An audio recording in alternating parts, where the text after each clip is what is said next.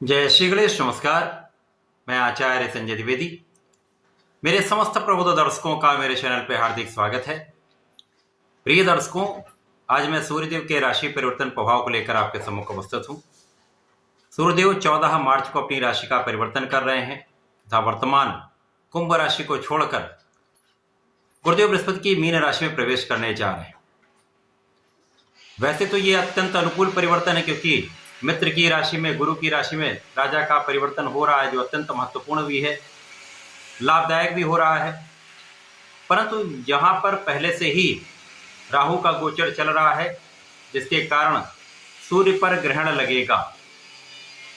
अब जब सूर्य पर ही ग्रहण लगेगा, जो नवग्रहों में राजा हैं, तो निश्चित रूप से समस्त राशि के जातकों पर, इस जीव जगत पर इसका परिणाम अवश्य ही प्राप्त होने वाला है।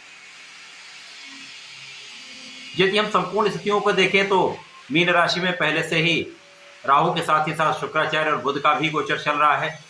तो प्रारंभिक समय में लगभग 10 से 12 दिनों तक जब सूर्य का ये परिवर्तन होगा तो कुछ समस्याएं अवश्य होंगी, कुछ अवरोध आएंगे, कुछ कष्ट हो सकते हैं। परंतु उसके पश्चात बुधादित्य योग का लाभ मिलेगा, रवि शुक्र योग का लाभ मिलेगा, तो कुछ विशिष्ट लाभ भी यहाँ पर प्राप्त होने वाले हैं। प्रिय दर्शकों, आज मैं मीन राशि के लिए सूर्य के इस राशि परिवर्तन का किस प्रकार का प्रभाव प्राप्त होगा, किन किन भावों में वृद्धि होगी, इस समय में जो सूर्य पर ग्रहण लगेगा उसका क्या परिणाम प्राप्त होगा, तथा सूर्य से बनने वाले क्या लाभ प्राप्त होने वाले हैं, संपूर्ण विश्लेषण मैं पूर्ण तर्क के साथ करने जा रहा हूँ।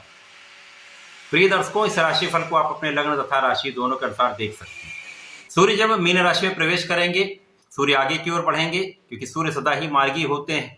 इसी प्रकार राहु सदा ही वक्री होते हैं। तो राहु पीछे की ओर गमन कर रहे हैं, सूर्यदेव आगे की ओर गमन करेंगे। जिस प्रकार से ये जब दोनों एक साथ एक दूसरे के सामने आ जाएंगे तो सर्वाधिक नकारात्मक प्रभाव तभी ही प्राप्त होगा। अर्थात 14 मार्च से लेकर 10 से 12 दिन का जो समय है वो अत्यंत समस्याग्रस्त रहने वाला है। कुछ विशेष प्रभाव मिलेगा जब ग्रहण का प्रभाव प्राप्त होगा, जिसके कारण सूर्य के कार्यकत्व के भाव में निर्बलता आएगी तथा सूर्य जिस भाव के स्वामी उस भाव के प्रभाव को निर्बल कर देंगे।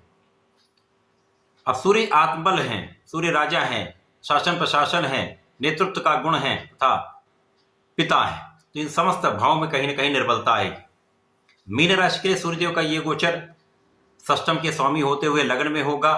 सूर्य का गोचर जब भी लग्न में होता है तो अत्यंत बलवान स्थिति बनती है। सूर्य आपको बलवान बना देते हैं, आपके आत्मबल को प्रबल कर देते हैं, आपकी क्षमता में वृद्धि कर देते हैं, नेतृत्व का गुण प्रबल कर देते हैं। प्रारंभिक समय में ये समस्त भाव निर्बल होंगे, तो यहाँ पर आपके आत्मबल में निर्बलता आ सकती है, पिता के स्वास्थ्य में समस्या हो सकती है, आपका कहीं न कहीं जो तनाव है बढ़ सकता है, आपकी कार्य क्षमता में कुछ निर्बलता आ सकती है। तो यहाँ पर आपको बहुत ध्यान देना होगा।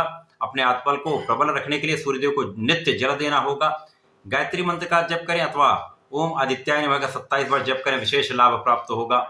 इसी प्रकार से यहाँ पर बुध भी जड़ दोष में है, शुक्र भी दूषित हैं। इस प्रकार से लग्न में अत्यंत प्रबल स्थिति, जो 4 ग्रहों का संयोजन है, वो होते हुए भी कहीं न कहीं कुछ समस्या यहाँ पर निश्चित रूप से होगी। तो इस समय में कुछ रोगों की संभावना भी है। यहाँ पर मौसम के कुछ रोग हो सकते हैं। इसी प्रकार से खाने पीने में अनियमितता के कारण कुछ समस्याएं हो सकती हैं, कुछ शत्रु आपको परेशान कर सकते हैं। इसी प्रकार से ऋण के कारण आप कुछ तनाव ले सकते हैं।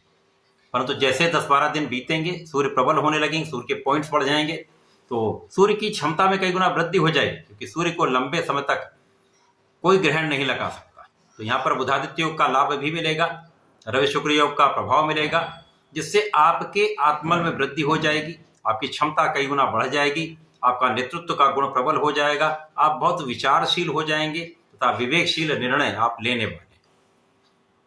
प्रारंभिक समय में कहीं न कहीं समस्या रहेगी, आप निर्णय सही ढंग से नहीं कर पाएंगे, परंतु बाद में आपकी स्थिति अत्यंत प्रबल होने वाली। आपकी कार्य क्षमता में वृद्धि होगी, आपके अधिकार क्षेत्र में वृद्धि होगी तथा आप कार्यों को सही ढंग से निर्वहन कर पाएंगे। इस समय में आपका ज्ञान भी अच्छा रहेगा, आप परिश्रम भी अच्छा करेंगे तथा भाग्य का साथ जब मिल जाएगा तो ये समय आपके लिए अत्यंत अनुकूल हो जाएगा। तो 10 से 12 दिन के पश्चात सूर्यदेव का ये राशि परिवर्तन आपके लिए शासन सत्ता का सहयोग दिलाने वाला है, पिता का सहयोग दिलाने वाला, पिता के मार्गदर्शन में आप बहुत अच्छा करने वाले हैं। इसी प्रकार से उच्चाधिकारियों का सहयोग, शासन प्रशासन से संपूर्ण लाभ सरकारी सेवाओं से संपूर्ण लाभ आपको प्राप्त होगा। इसी प्रकार से आपके ऐश्वर्य वैभव में वृद्धि होगी। अब चूंकि यहाँ पर शुक्राचार्य जो आपके पराक्रमेश भी हैं, अष्टम के भी स्वामी हैं, तो यहाँ पर आपके विशेष ज्ञान में वृद्धि होगी। तो आप जब कोई चीज एनालिसिस करके करते हैं, बहुत सोच विचार कर करते हैं, उसके बारे में पूरा ज्ञान लेकर करते हैं, तो आपकी समस्या कम हो जाती है। तो यहाँ पर आप बहुत अच्छा एनालिसिस करके कार्य करने लगेंगे तो समस्याएं कम होंगी तथा आपका आध्यात्मिक ज्ञान यहाँ पर बढ़ेगा, आपके स्वास्थ्य की समस्याएं दूर होंगी। तो सूर्य का ये परिवर्तन मीन राशि के लिए प्रारंभिक समय में कष्ट देने वाला है।